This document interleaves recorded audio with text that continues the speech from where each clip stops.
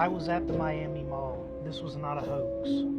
I was at the Bayside Marketplace on New Year's Day. To those who don't know, something unexplainable happened that night. Something that the authorities covered up and put off as teens starting a riot.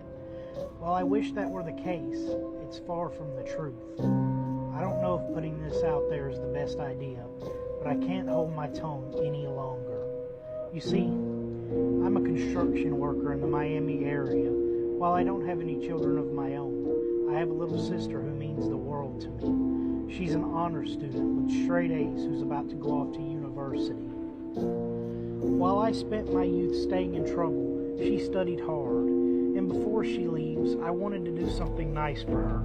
That evening when I got off of work, I planned to go to the mall and buy her a nice handbag. Little did I know, something happened there that changed my life forever. As I pulled into the parking lot, the moon shined bright in the sky. Cars were parked as far as the eye could see. Though this was nothing new, as places like this constantly stayed packed. I walked in still wearing my dirty uniform with my name tag printed on the chest. People filled the floor, shopping and celebrating the new year with friends. I wasn't much of a shopper, so I planned to grab the bag and go. I walked into the store and saw the many purses they had in stock. Some wore price tags that climbed into the tens of thousands. While I did admire my genius little sis, I didn't love her that much. I could feel the eyes on me as I looked around. This place was usually for a higher class of people, but regardless, I found one that was within a reasonable price range. It was white and had one of those famous designers' names embroidered onto it. It seemed perfect for a nice-looking young girl like her. I grabbed it and walked over to the register to pay. The preppy woman had a look in her eye like she was afraid to touch me, but it didn't matter. I was proud of my sister, and she deserved to be rewarded. After she bagged the purse up, I was ready to leave, but that's when it happened. I saw people running in droves, their faces filled with terror and shock, not looking back no matter what. I walked into the confusion to see what was going on. That's when I saw them, strange, shadow-like creatures walking through the mall. There were about 5 of them, and they all had to be at least 12 feet tall, all slinking around like creatures from a sci-fi film. With a fight-or-flight response, I turned to join the crowd in running, dropping my sister's purse like it was yesterday's trash. But as I began running, one of those creatures towered above me. I stood frozen in terror. The entity looked down on me with purple orb-like eyes. Before I knew it, I began to float up into the air. The strange being lifted me high enough to match eyes with it. The smog-like substance it seemed to be made of began flooding my mouth and nose. I thought I was a goner, but oddly enough, I could still breathe.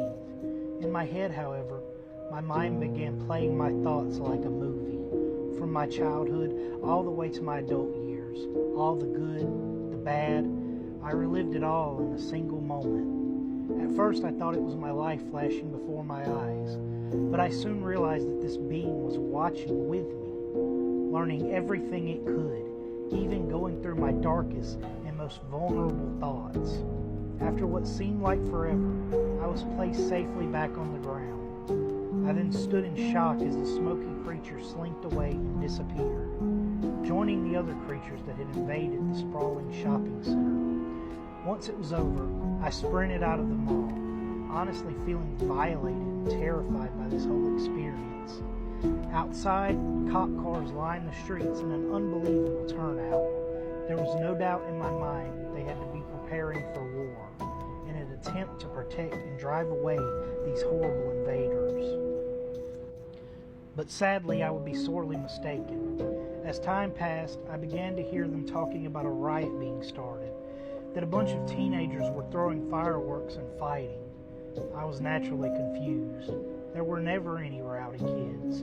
There weren't any fireworks either, just ungodly beings not from this world. Why were they trying to hide it? I would attempt to talk to several officers, but they didn't want to hear it. They all blew me off and looked at me like I was insane.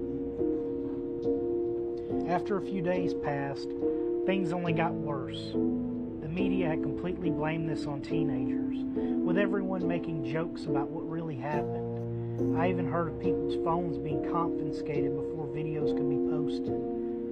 Meanwhile, I had to start going to therapy, as the nightmares I had became unbearable. In my dreams, I would be wandering aimlessly through a barren and cold world. It was filled with the same gigantic smoke-like beings. I watched them creep around, feeling like I was trapped. Every morning I would wake up in a cold sweat, terrified but thankful that I was at home. I told my therapist about this, but he tried searching for a more logical explanation, saying that maybe I fell and hit my head during all the confusion. But that's not what happened. I will never forget what I saw that day. The media and everyone can believe what they want, but I know what I saw.